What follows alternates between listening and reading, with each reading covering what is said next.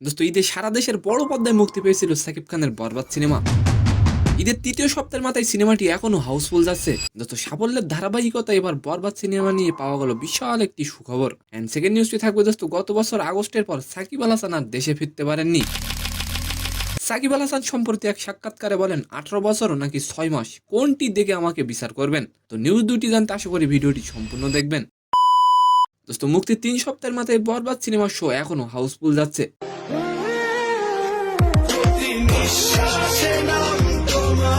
শুধু তাই নয়, বরবাদের জন্য মিডনাইট শো রেখেছিল সিনেমা হল কর্তৃপক্ষ।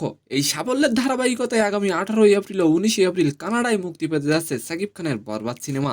দোস্ত প্রযোজনা সংস্থা থেকে জানানো হয়েছে গ্লোবাল রিলিজে আরো 2টি দেশে মুক্তি পেতে যাচ্ছে বরবাদ। দোস্ত তাহলে বরবাদ সিনেমা কি পারবে 100 কোটি টাকা কামাতে? অবশ্যই আপনি কমেন্ট করে যাবেন। কানাডায় মুক্তির পর আগামী 26 এপ্রিল ছবিটি মুক্তি পেতে যাচ্ছে অস্ট্রেলিয়া ও নিউজিল্যান্ডে। দোস্ত অস্ট্রেলিয়া ও নিউজিল্যান্ডে বরবাদের অগ্রিম টিকিট ছাড়ার 1 ঘন্টার মধ্যে প্রথম দিনের টিকিট সবগুলো সোল্ড আউট হয়ে গেছে। দোস্ত অন্যদিকে সাকিব আল হাসান এখনো বাংলাদেশের হয়ে খেলার স্বপ্ন দেখছেন। বাংলাদেশের হয়ে খেলে অবসর নিতে চান সেরা এই ক্রিকেটার। দোস্ত সম্প্রতি এক সাক্ষাৎকারে সাকিব আল হাসান বলেন, 18 বছর নাকি 6 মাস, কোনটি দেখে আমাকে বিচার করবেন? দোস্ত দেশের হয়ে খেলার জন্য সাকিব বলেন বিসিবি, ক্রীড়া উপদেষ্টা, প্রধান উপদেষ্টা সবার সাথে কথা বলছেন তিনি। তো সম্মানিত দর্শক, আজকের ভিডিওটি কেমন লাগলো অবশ্যই কমেন্ট বক্সে জানাবেন। আর ভিডিওটি যদি ভালো লাগে অবশ্যই একটি লাইক দিয়ে আমাদের চ্যানেলটিকে সাবস্ক্রাইব করে দিবেন। ধন্যবাদ।